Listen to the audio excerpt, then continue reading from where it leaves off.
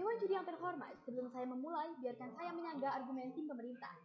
Pemerintah yang mendukung tes kelayakan sebagai syarat memiliki anak, mereka menyatakan dengan sangat jelas bahwa mekanisme tes kelayakan tersebut adalah berupa ujian-ujian yang mana para peserta tes akan diberikan soal ujian yang sama.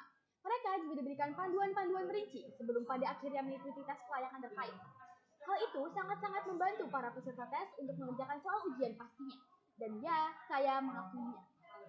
Tapi Dewan Juri yang terhormat, jika kita gali lebih dalam lagi, apakah tes kelayakan tersebut akan benar-benar efektif untuk orang tua agar memiliki pola asuh yang baik terhadap anaknya kelak?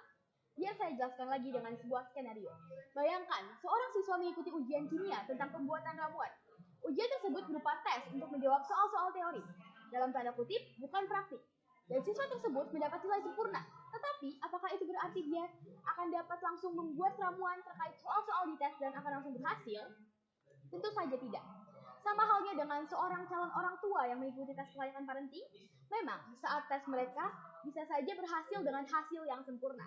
Tetapi, saat mereka benar-benar menghadapi kenyataan di mana mereka benar-benar harus mengasuh anak, apakah mereka akan langsung bisa? Ditambah lagi, banyaknya tekanan-tekanan dari lingkungan atau bahkan dari anak itu sendiri. Dewan juri yang terhormat, saya akan mulai menjelaskan latar belakang diperdebatkannya mosi terkait. Mosi terkait diperdebatkan karena belakangan ini sedang sering sekali remaja yang mengidap mental illness maksud saya, seperti depresi, anger issue, dan lainnya. Tetapi sangat disayangkan, mereka menyalahkan pola asuh orang tua terhadap mereka. Tetapi faktanya memang benar, 50% dari hal-hal seperti di atas disebabkan oleh kesalahan pola asuh dari orang tua mereka.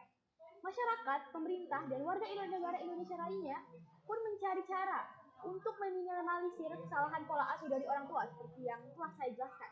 Padahal, fakta sebenarnya kita tidak bisa menyalahkan pola asuh orang tua sepenuhnya. Karena lingkungan pergaulan ikut andil atas rusaknya sikap dan mental maupun cara berpikir seorang anak. Status quo pada mosi terkait yaitu keadaan mental anak-anak yang disebutkan penyebabnya karena salahnya pola asuh orang tua. Itu sebenarnya tidak terlalu parah.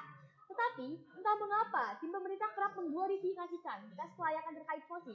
Hal itu membuat seakan-akan orang tua adalah yang paling salah. Karena kesalahan pola asuh mereka tidak tahu bahwa orang tua juga mengalami tekanan saat mengasuh anaknya. Tujuan dan urgensi diperdebatkannya mosi terkait, yaitu agar tidak ada lagi kesalahan dalam pola pengasuhan pada anak, dan juga untuk meminimalisir generasi terbaru untuk mengidap mental illness. Karakteristik dari mosi terkait yaitu orang tua sebagai individu atau sepasang atau pasangan yang memiliki anak, di mana mereka memiliki tanggung jawab penuh atas anak tersebut. Tes kelayakan yang dibahas pada mosi yaitu tes di mana calon orang tua akan mengerjakan tes-tes berupa soal-soal yang berhubungan dengan pola asuh. Syarat memiliki anak berarti beberapa kriteria atau hal-hal yang harus dipenuhi calon orang tua sebelum mereka akhirnya memiliki anak. Untuk aktor, saya berdiri di sini sebagai generasi muda yang mengamati bagaimana sebenarnya pola asuh berpengaruh kepada cara anak bertindak. Dewan juri yang terhormat, saya akan masuk ke argumen saya. Saya akan membawakan dua kepala argumen. Yang pertama berupa justifikasi mengapa tes kelayakan sebagai syarat memiliki anak itu tidak perlu. Yang kedua, mengapa jika pemerintah bersikeras untuk mewajibkan dan menerapkan tes kelayakan terkait, maka hal itu akan membuat keadaan semakin memburuk. Baik di Dewan Juri yang terhormat, seperti yang kita lihat bahwa pemerintah di sini ikut andil untuk mencari cara agar orang tua memiliki pola asuh yang layak. Mengapa? Karena sikap buruk serta kesehatan mental anak kerap dikaitkan erat dengan pola asuh dari orang tuanya.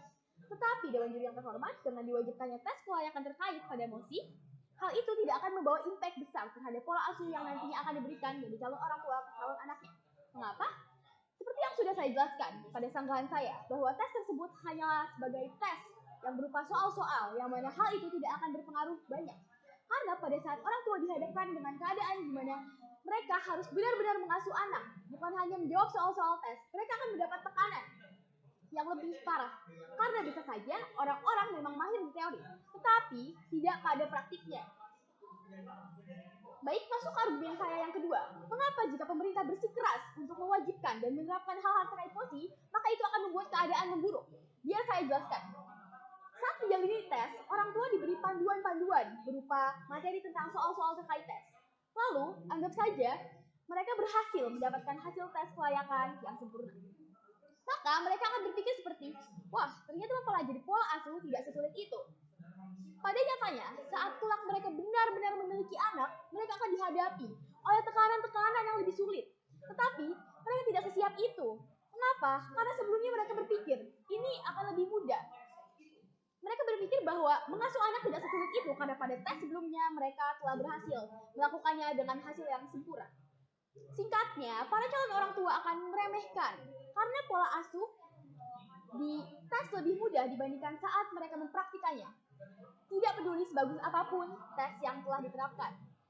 Dan juga, menurut saya, dana untuk tes kelayakan sebenarnya dapat pemerintah manfaatkan lagi untuk mengembangkan generasi penerus bangsa. Daripada dibuang sia-sia hanya untuk tes kelayakan terkait pada musik. Dana tersebut dapat digunakan untuk meningkatkan kualitas pendidikan agar kedepannya saat generasi muda menjadi orang tua, mereka telah menjadi orang tua yang teredukasi sejak muda. Bukan malah hanya diedukasi saat mereka hendak memiliki anak.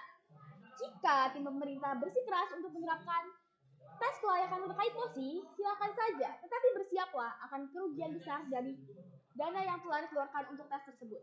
Karena dana yang akan dikeluarkan akan sia-sia untuk menjalani tes yang padahal hasilnya saja tidak efektif untuk generasi kedepannya nantinya. Karena tes tersebut bukanlah tes praktik yang mana orang tua akan mengalami secara langsung bagaimana cara mengasuh seorang anak, dan seorang anak tetap saja akan menerima efek dari tekanan-tekanan yang dialami orang tua tersebut. Maksud saya orang tua tersebut. Jadi, menurut saya dana yang dikeluarkan hanya saja sia-sia, padahal dana tersebut bisa saja digunakan untuk mengembangkan edukasi-edukasi pada saat ini, bukan pada saat orang tua telah mencapai umur yang dewasa nanti. Karena edukasi yang diterapkan sejak kita lebih dini, itu akan lebih masuk kepada diri kita, akan lebih kita terapkan juga kepada lingkungan kita dibandingkan saat kita diberikan edukasi saat umur kita dewasa. Sekian dari saya, Dewa Judi yang terhormat. Terima kasih.